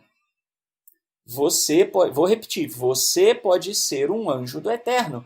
Basta que para isso leve a pessoa alguma palavra dele ou algum gesto de auxílio. Se você faz algo por alguém, por causa do seu amor ao Eterno, você está sendo um anjo na vida da pessoa. Literalmente falando, você está sendo um mensageiro do Eterno para levar alívio a quem está numa situação de angústia, a levar um esclarecimento a quem está necessitado de ouvir a verdade, a levar um consolo a quem está entristecido. Quando você faz isso, você é um anjo do Eterno, você é um malach, você é um executor da vontade do Eterno, você é um agente do Eterno sobre a criação, você é um mensageiro do Eterno. Percebe? Ok? Vou dizer mais uma coisa, pessoal. Eu já vi vários casos de pessoas que estavam super tristes na vida, né? Estavam abatidos, e de repente, de alguma maneira, o Eterno coloca um animal na vida dessa pessoa. Um animalzinho mesmo, né? Um cachorro, um gato, né? Ou alguma coisa. E a pessoa, ela recobra a alegria de viver, né? Ela começa a cuidar daquele bichinho, né? E muito mais o bicho cuidou dela, né? Do que ela cuidou do bicho, tá? Muitas vezes, pessoal, esses bichos que aparecem, né, na vida de uma pessoa desesperançosa e transformam a vida dessas pessoas, são anjos do Eterno, levando o seu amor, a sua esperança, a sua restauração para a vida daquela pessoa. E aí a pessoa chora e fala, puxa, eu nunca vi um anjo. Lógico que você vai pensar isso se você quiser ver elementos mitológicos que apareciam em visões porque eram da cultura daquela região. Nada impede de você sonhar, né, com um anjo de asa e realmente ser a sua visão ser um anjo. Mas aí o aspecto aspecto de um ser alado não é porque existe um ser alado, é porque o Eterno usou a sua linguagem para falar com você. E eu sempre digo isso. O Eterno fala com a gente diariamente. Basta você prestar atenção em algumas coisas. Nos sábios que falam com você, nas pessoas que gostam de você e dizem para você o que você precisa ouvir, quando muitas vezes nem é o que você queria ouvir, é o que você precisa ouvir. E também com sonhos, né? O Eterno fala com a gente o tempo todo com os sonhos, tá? Então, pessoal, quando isso acontece, tá? Então a gente sabe, né, que o Eterno realmente enviou os seus malachim. Agora, o importante é a mensagem, não é o mensageiro, tá? Então, assim, quando você fala, por exemplo, né, assim, existe anjo da guarda? Foi uma pergunta aqui da Annelise, né? Annelise, isso seria discutir o mensageiro, quando o importante é a mensagem, tá? Então, assim, você acredita que o Eterno usa as forças da natureza, da criação, o timing dos eventos, né, a ordem cronológica na qual as coisas acontecem, etc., para te proteger, para te dar livramento? Então, você tem um anjo da guarda. Agora, não é a definição que normalmente se encontra por aí de anjo da guarda. Tá? Ok? Ele usa até pessoas iníquas, né? Aliás, nem sempre a mensagem é boa, tá? Eu crio bem e eu crio mal. Eu, o Senhor, crio todas essas coisas. Lembra de Isaías? Tá? Então, às vezes, o anjo, entre aspas, né, no sentido do mensageiro, leva à destruição. Acabamos de ver isso sobre Jerusalém. Né? O anjo da destruição, o anjo da morte. Tá? Ok? Né? Meu anjo passará a espada na cidade. O que é isso? É um ser alado que vai passar a ripa, né, com Excalibur, né, a espada encantada? Não, pelo amor, né, pessoal? Isso daí é Disney, isso não é realidade. O que é o anjo passar a espada na cidade? Vai acontecer guerra, destruição, caos. Essa é a mensagem, percebe? Tá? Legal, pessoal? Bom, aí nós temos, eu botei aqui um esclarecimento de Maimônides, tá? Para a gente ler. Vamos ver se dá tempo. Vocês aguentam a gente ler o esclarecimento de Maimônides? Rapidinho, sim? Que já está meio adiantada a hora. Quem não puder participar, depois pega a gravação, tá? Ou então pega esse texto e lê, ok? Olha o que Maimônides fala. Os anjos são semelhantemente incorpóreos. Eles são inteligências sem matéria, mas ainda assim são seres criados, e o Eterno os criou conforme é explicado. Em Bereshit Rabbah, que é parte do Midrash Rabbah, né? O Midrash Rabbah era um conjunto de sermões e parábolas dos sábios judeus. Tá? Sobre Gênesis 3:24, lemos a seguinte frase de nossos sábios. O anjo que é chamado a chama da espada, que vira em toda direção. Pessoal, tem alguma espada mágica, né, que você fale pelos poderes de Grayskull e a espada sai rodando fogo? Não tem, né? Então isso não é literal. Né? De acordo com essas palavras, seus ministros são fogo consumidor. O atributo que vira em toda direção é porque os anjos são mutáveis na forma que aparecem, às vezes como machos, às vezes como fêmeas, como os espíritos, agora como anjos. O que Maimônides está falando? A mensagem que você vai receber vai ser aquilo que for mais fácil para você entender. Por essa afirmação é claramente afirmado que os anjos são incorpóreos e não têm forma corporal permanente, independente do quê? Independente do quê? Da mente daquele que os percebe. Eles existem inteiramente na visão profética. Tá? Então, ele está falando aqui de anjo no sentido daqueles que aparecem nas profecias. Tá? Então, assim, dependem da ação do poder imaginativo. Os profetas, eles usavam, né, eles tinham as visões de acordo com a cultura com a qual eles estavam acostumados. Percebem? Tá? Então, ele fala, né, conforme será explicado quando falarmos sobre o verdadeiro sentido da profecia. Você sabe bem como é difícil para os homens formarem uma noção de qualquer coisa imaterial e totalmente desprovida de corporalidade, exceto depois de treino considerável. É particularmente difícil para aqueles que não distinguem entre os objetos do intelecto e objetos da imaginação e dependem largamente na verdade, né, simples poder imaginativo. O que ele está falando aqui? Shaul, não entendi nada. O que ele está falando? Ele está falando o seguinte, que quando você recebe uma mensagem do Eterno, a sua mente cria um teatrinho para você entender. Esse teatrinho é um mensageiro do Eterno. Quando você sonha, você vê imagem, não é verdade? Eu lembro de uma pessoa que me falava assim, Shaul, sempre que eu sonho com o Monte Sinai todo florido, vem coisa boa na minha vida. E essa pessoa já teve esse sonho algumas vezes. Eu sempre achei muito interessante. De alguma maneira, o Monte Sinai florido para essa pessoa estava associado com coisa boa. Então, o Eterno, quando ia comunicar para essa pessoa uma coisa boa, como resposta de oração, por exemplo, tá? Sonhava-se com o Monte Sinai todo florido. Agora, se você não entende isso, você vai ficar lá chorando, poxa, o Eterno não fala comigo, né? Poxa, o Eterno fala com o Shaul e não fala comigo. Por que será? Será que o Shaul é melhor que eu? Não! Claro que não, pessoal. Eu sou tão pecador, tão mortal quanto vocês. Tá certo? Tenho 1,70 m de altura, não sou nenhum ser gigantesco. Tá certo? Se me cortar, sangra. Igual, se eu comer muito, engordo. Né? Então, assim, é uma coisa muito simples.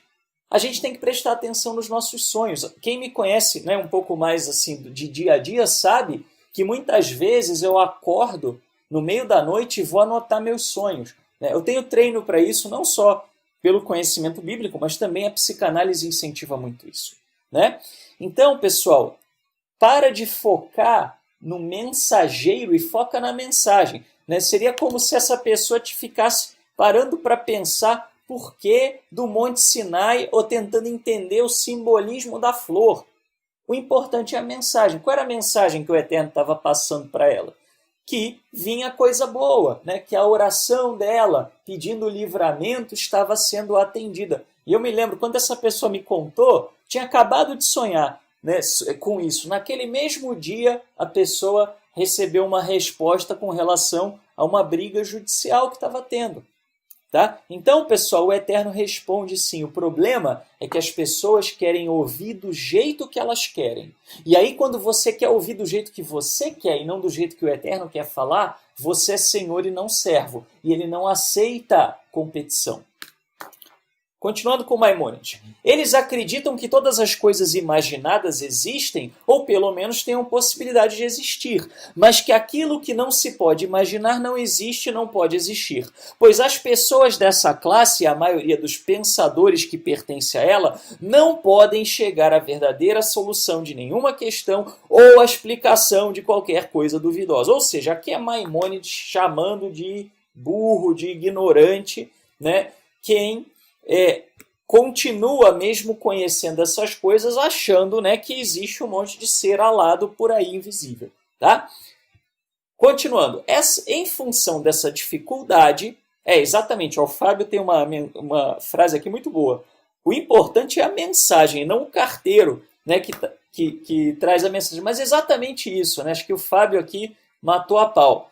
Né? Assim, é como você chegar, né, eu falar, olha, teve carta para você. Aí você chega e fala assim, mas como é que era o carteiro? Como assim? Não, ele era alto, ele era louro, ele era moreno, ele era gordo, magro. Ninguém está preocupado com como é que era o carteiro. O importante foi a carta que chegou. Mas a carta que chegou foi em papel gramatura 75 ou gramatura 90. Meu, o que importa? O que importa é a mensagem, tá? Muito bem. Aí ele fala o seguinte, Em função dessa dificuldade, os livros proféticos contêm expressões que, se tomadas literalmente, implicam que os anjos sejam corpóreos, que se movimentem dotados de forma humana, recebendo mandamentos do Eterno, obedecendo a sua palavra e realizando o que quer que ele deseje, segundo o seu mandamento. Tudo isso serve para conduzir a crença de que os anjos existem, estejam vivos e sejam perfeitos, da mesma forma que explicamos em referência ao Eterno. Ou seja, pessoal, é absurdo supor que os livros proféticos são uma janela para o mundo espiritual. São simbólicos, são mensagens simbólicas. Ele, inclusive, vai falar de alguns simbolismos aqui. Tá? Senão, você teria que imaginar que eles têm corpo. O próprio Maimônides, no Tratado sobre a Ressurreição, ele fala que as pessoas que acham que no mundo vindouro vai ter corpo igual a esse corpo que a gente tem, estão agindo também em ignorância. Por quê? Porque se o mundo vindouro vai ser diferente, o seu aspecto físico também vai ser diferente, né? Vai ser de acordo com a realidade do mundo vindouro. Tá? Inclusive, Luciano perguntou, seria qualquer forma de linguagem entre o Eterno e a criação? Inclusive, Luciano, essa forma de linguagem, ela, ao longo dos livros proféticos, se você compara os livros proféticos, o período em que eles foram escritos, com a cultura local, você vê semelhança. Por exemplo, as visões de Daniel, se você pega e olha para, por exemplo, os achados da Babilônia antiga, né, que hoje em dia estão em exposição de museus, etc., os portões de estar, entre outros, você vai ver as mesmas representações. Então, quando o Eterno falou com Daniel, que estava na corte da Babilônia, na corte de Nabucodonosor, e algumas mensagens eram para o rei da Babilônia, ele usou a linguagem do rei da Babilônia. É por isso, né, que se o Eterno for falar com uma pessoa hoje, ele não vai mostrar a mensagem, né, com uma pessoa negra vestindo vermelho, né, e fazendo porque se fizer isso, o pessoal vai sair correndo. Mas não é porque o Eterno é racista, porque as pessoas são racistas. E, infelizmente, né, a gente tem essa limitação, né, e aí o Eterno vai usar algo que é da cultura da pessoa.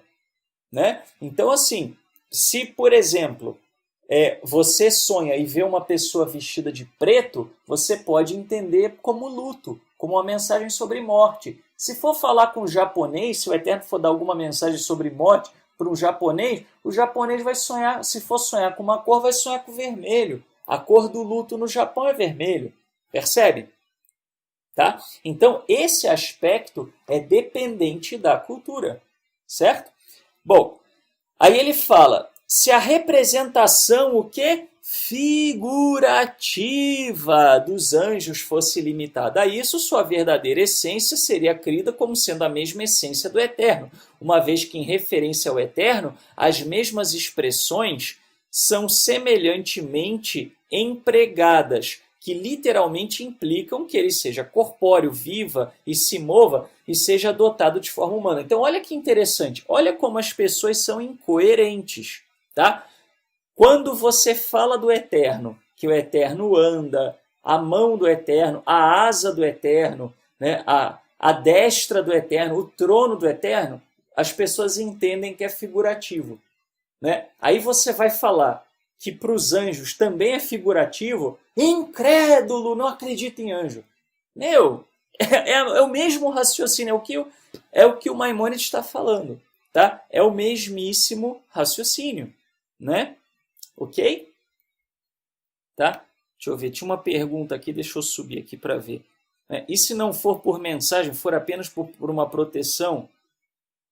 Annelise, essa pergunta que você fez só faz sentido dentro de uma visão antropomórfica dos anjos, achando que os anjos são literalmente seres espirituais. Se a gente entende que os anjos são forças naturais, né, que chegam até nós por alguma razão, ou que o Eterno usa por alguma razão, etc., e não seres, né, espirituais, ipsis literis, então assim, a própria pergunta fica sem sentido, percebe?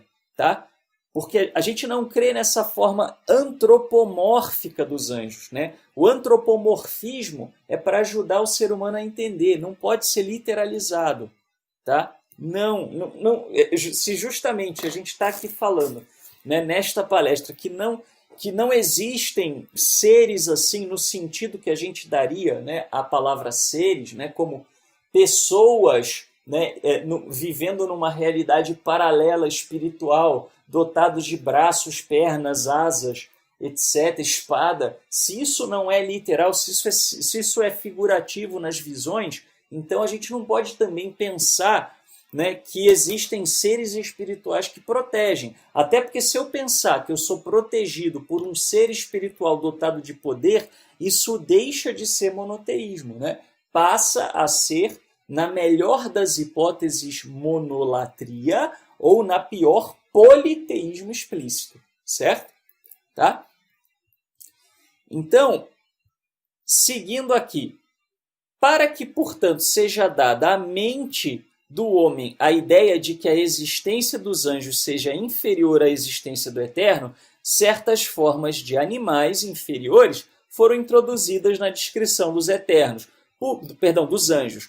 Por elas é demonstrado que a existência do eterno é mais perfeita do que a dos anjos, tal qual a existência do homem é mais perfeita do que a existência dos animais inferiores. Ou seja, pessoal, nas descrições bíblicas sobre anjos, né, que são descrições figurativas, a própria figura de linguagem utilizada é uma figura de linguagem que mostra sujeição ao eterno, para deixar claro que essas forças não são deuses, que essas forças não são autônomas, que essas forças não têm livre-arbítrio, não têm consciência, não têm escolha, vontade própria. Tá? Ok? Então, Luciano, na realidade, assim, existem aqueles... Né, primeiro, a gente tem que tomar cuidado com a palavra ortodoxo no Brasil, por uma razão muito simples, né? O que a gente chama de ortodoxo no Brasil, na realidade, são os ultra-ortodoxos. Ortodoxo no Brasil é difícil, né? O que você tem na maioria dos casos são ultra-ortodoxos, são Haredim, né? E os ultra-ortodoxos, muitos deles, né, têm uma série de desvios e distorções com relação aos sábios da antiguidade, né? Ao que os nossos pais e nossos sábios, né, e Hazal, os sábios de abençoada memória, né, os exegetas judeus deixaram, tá? Mas, na realidade, não há, de fato, literalmente, a crença de que os anjos sejam seres dotados de livre-arbítrio. E vai ficar mais claro com mais passagens do Maimônides. Caso alguém creia nisso, está sendo um mau judeu, né? Ou seja, é um judeu que enveredou pela monolatria, tá? Então, na realidade não é uma berachá, né? Na verdade são, né, na maioria dos casos são tefilot ou piyutim, né? E que falam também de uma maneira alegórica. O problema é você literalizar a alegoria, que é o problema no Midrash, né? Não tem problema nenhum no Midrash Rabbah, por exemplo, né? Nas histórias paralelas aí das tradições. O problema é se alguém acha que elas são literais, né? Bom, mas vamos lá, né? Vamos dar sequência aqui, né? Mas é mais do que não ter livre-arbítrio neles, eles não são seres humanoides, tá? Não são seres animalescos habitando numa dimensão paralela, senão a gente cai naquele problema lá que vimos lá no começo, tá? Do Eterno criar órgãos e coisas sem função, porque seriam similitudes do mundo físico que seriam desnecessárias no mundo espiritual. Não tem necessidade de asa se você não tem ar nem gravidade, entendeu? Tá? Bom, aí ele fala assim: ainda assim, nenhum órgão da criação bruta foi atribuído aos anjos, exceto por asas. Sem asas, o ato de voar parece tão impossível quanto caminhar sem pernas, pois essas duas formas de locomoção só podem ser imaginadas em conexão com os órgãos. O movimento de voar, olha aqui, ó. O movimento de voar, tá? Foi escolhido como símbolo para representar que os anjos possuem vida, porque ele é o mais perfeito e mais sublime da criação bruta. Os homens consideram esse movimento uma perfeição tamanha que eles próprios desejariam ser capazes de voar, para escapar facilmente àquilo que fere. Ou seja, voar fascina. Por isso que tem muita referência a voo. E tem mais coisa que ele vai falar daqui a pouco. Ou para obter rapidamente aquilo que é útil, mesmo que esteja à distância. Por essa razão, esse movimento foi atribuído aos anjos. Ok? Além disso, a outra razão, a ave em seu voo é às vezes visível, às vezes recolhida de nossa visão. Um momento está próximo a nós e noutro bem distante. Lembra aqui, ó? Lembra aqui, ó? Tá? Olha o que ele está falando. E essas são exatamente as circunstâncias que devemos associar com a ideia de anjos, conforme será explicado abaixo. Essa perfeição imaginária, o movimento do voo sendo exclusivamente uma propriedade da criação bruta, nunca foi atribuída ao Eterno. Não se permita confundir pela passagem. E ele voou sobre um querube, ele montou sobre um querube e voou. Salmo 18:10. Pois foi o querube que voou, e a semelhança só serve para denotar uma chegada rápida daquilo que é referido na passagem. Compare. Eis que o Eterno monta sobre uma nuvem ágil e virá do Egito. Isaías 19:1. Isto é, a punição aludida virá rapidamente sobre o Egito. Nem expressões como a face de um boi, a face de um leão, a face de uma águia, a sola do pé de um bezerro, encontradas nas profecias de Ezequiel 1, 10 e 7, devem confundi-lo, pois todas são explicadas de formas diferentes, conforme será visto posteriormente. E além disso, o profeta só descreve os animais. Na verdade, Hayoth não é nem animal, é animal selvagem, né? O assunto será explicado, apesar de por meras dicas, tanto quanto for necessário para direcionar sua atenção à interpretação verdadeira. O que ele está falando então aqui? Está falando o seguinte, pessoal, não entendam isso como literal. Tá? Não tem nada a ver, o Eterno não sai voando. Quando você vê referência a asa ou a voo, significa uma coisa que vai acontecer logo, que vai acontecer rapidamente. Por quê? Porque o alçar voo era um movimento rápido, é o mais rápido dos movimentos. Tá?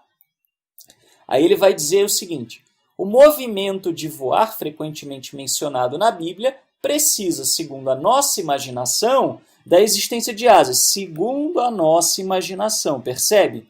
Não é uma janela para uma realidade paralela. Tá?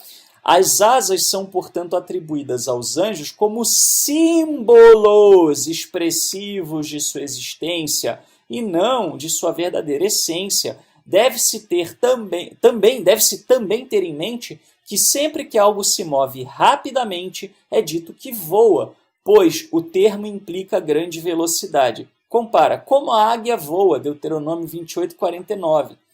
A águia voa e se move com maior velocidade do que qualquer outro pássaro, e, portanto, é introduzida nessa semelhança. Além disso, as asas são órgãos, literalmente causas do voo. Assim, o número de asas dos anjos na visão profética corresponde ao número de causas que fazem um evento ocorrer, mas esse não é tema deste capítulo. Então, assim, se você viu 4 asas, tá? Significa alguma coisa que por causa de 4 situações vai acontecer rapidamente. Tá? Às vezes o número 4 também é simbólico de toda a Terra, por causa dos 4 cantos da Terra. Então você tem que entender a profecia assim.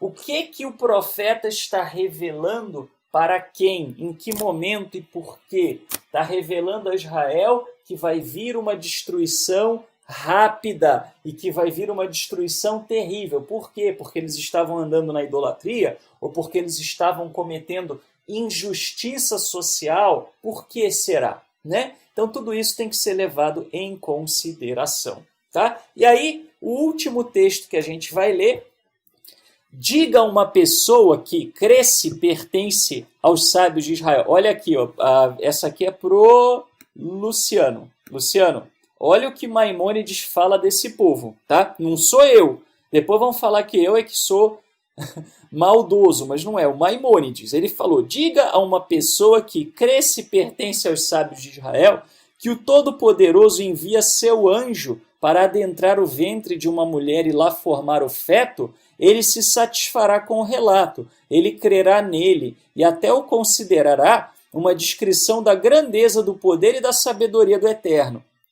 Apesar dele acreditar que os anjos consistem de fogo consumidor e que é tão grande quanto a terça parte do universo, ele ainda assim considera possível por milagre divino. Aqui o Maimônides está tirando um barato com a cara do pessoal que literaliza anjo. Né? Por quê? Ele está falando, mas se é literal, ele é feito de fogo e ele tem 1/3 do tamanho do universo, como é que o anjo entra na mulher para gerar vida? Né? Porque tem o anjo da vida, o anjo da concepção. Tá? Então ele está tirando um sarro aqui com o pessoal que acredita de maneira literal, chamando, né, debochando, dizendo que eles acreditam ser sábios, mas são tolos e ignorantes. Tá? Não sou eu que estou dizendo, é ele, é o Maimônides. Se alguém quiser reclamar, né, que vá falar com o Maimônides, né? Se possível for na ressurreição, né? Porque senão é necromancia.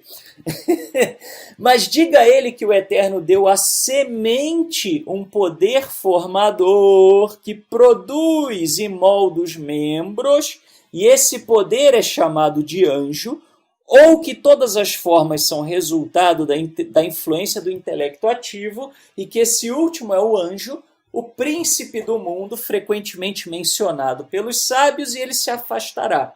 Né? Eu percebi isso. Né? Assim, quando eu chego e falo, pessoal, anjo não é isso, tem gente que vira as costas, vai embora, não quer saber, não quer entender. Por quê? Prefere ficar com a visão do Harry Potter. É mais legal acreditar que tem um mundo paralelo, uma realidade paralela na qual existem seres humanoides invisíveis lutando com espada de fogo. Isso é muito legal, né? Isso é quase mais legal do que o brinquedo da Universal do Harry Potter. Só que a realidade é outra. Só que a realidade ela não é legal, ela não é bonitinha, ela não é cor-de-rosa, né? Ela é simplesmente o que ela é realidade. Tá? Aí, então, ele diz o seguinte, porque ele não consegue compreender a verdadeira grandeza e poder das forças criativas que atuam em um corpo sem serem percebidas pelos nossos sentidos. Tá? Ou seja, né, o cara tem que achar que tem que ter corpo, né, o anjo. Tá? Então, Genival, a ideia de que religião não se discute, né, ela é muito perigosa, porque é justamente o que mantém as pessoas na ignorância. Pode se discutir sim, só que com respeito, só isso. A única coisa que é necessária para discutir religião é respeito. Se as partes se respeitam, uma discussão é saudável. Tá? Então, né, frequentemente eu entro em discussões com pessoas de outras religiões. Falo, eu creio nisso por causa daquilo, eu creio naquilo por causa daquilo outro. As pessoas rebatem. Dizem que creem diferente, etc. Beleza, né? Tranquilo, cada um respeitando o outro. Né? Não gosto de fazer isso na internet, porque na internet eu vejo que as pessoas querem ficar batendo umas nas outras. Né? É totalmente sintomático. Né? Eu, como psicanalista, vejo nisso aí uma agressividade enorme, né? Que as pessoas não conseguem, tem raiva contida na vida delas e aí tem que destilar em cima do cidadão que é de religião diferente. Né? Tá? Aí ele diz, encontramos a confirmação da opinião de que todas as forças naturais e psíquicas de um indivíduo são chamadas de anjo em uma afirmação de nossos sábios, que é frequentemente citada e que ocorre originalmente em Bereshit Rabbah, no Midrash Rabbah, capítulo 78. Todo dia o Eterno cria legiões de anjos. Elas cantam perante ele e desaparecem. Por que tem esse texto no Midrash? Né? Por uma razão muito simples. As pessoas no mundo politeísta achavam que os anjos, né, eram deuses, que essas forças da natureza, da criação, eram divinas, eram seres. Né? O sol era endeusado em um monte de cultura. Né? O movimento do sol, né, era uma carruagem, né, endeusada. Né? Então, os sábios, quando disseram no Midrash Rabbah isso daí, é para justamente acabar com essa ideia. Não, é o Eterno que cria e destrói diariamente. Né? Ou seja, isso aqui não é um ser. Isso aqui é simplesmente as forças que o Eterno utiliza para fazer acontecer a sua vontade. Tá? Metas, então, que nós alcançamos hoje foram 13. Primeira, literalizar as descrições das visões de anjos traria graves problemas de lógica. Né? É aquela coisa da utilidade, né, dos órgãos, etc.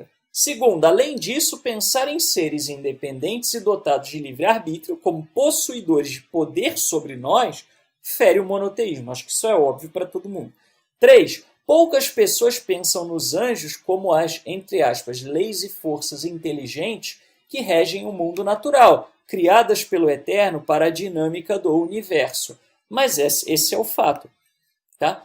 Os politeístas gradualmente evoluíram para a monolatria. Eles achavam que os astros eram seres literais. Tá? Entender que os anjos, o que os anjos são e não são, né, não é negar a sua existência. Tá? Então, assim, eu não nego a existência de anjo, ninguém nega. Eu teria que ser muito ingênuo para negar. A Bíblia fala disso diretamente. Agora, tem que entender o que é. Senão, vai ficar com uma ideia errada. Tá? Muito bem. Gravidade, o movimento dos astros, o crescimento das plantas, o vento, vulcões, terremotos, maremotos, variações climáticas, a reprodução dos animais, são todos forças que os antigos percebiam e que sabiam que estavam sujeitas ao Eterno. Por isso eram seus agentes ou mensageiros. Tá? Os, entre aspas, espíritos na Bíblia judaica nada mais são do que isso. Façamos o homem se refere ao Eterno e às forças da criação. Tudo que leva a pessoa a um objetivo envolvendo o Eterno pode ser descrito como anjos, até mesmo objetos. Né? A mezuzá é descrita como anjo, o tefilim é descrito como anjo. Frequentemente nas escrituras, mensageiros podem ser profetas. A pessoa vira e fala, mas... Né? E um anjo do Eterno falou e disse isso e isso. Então como é que é? Bom, ou é uma visão ou foi um profeta. Né? Mas, de qualquer maneira, o importante não é se foi visão ou se foi profeta. Da mesma maneira que não importa se a carta que chegou para você veio via Sedex ou veio via encomenda normal. Tá certo? Maimônides mostra que até mesmo as visões podem ser consideradas como anjos. Essas visões trazem formas simbólicas que ajudavam na compreensão das mensagens. Ok? Pessoal, espero que esta aula tenha esclarecido a todos vocês sobre o que são os anjos na visão e na concepção judaica.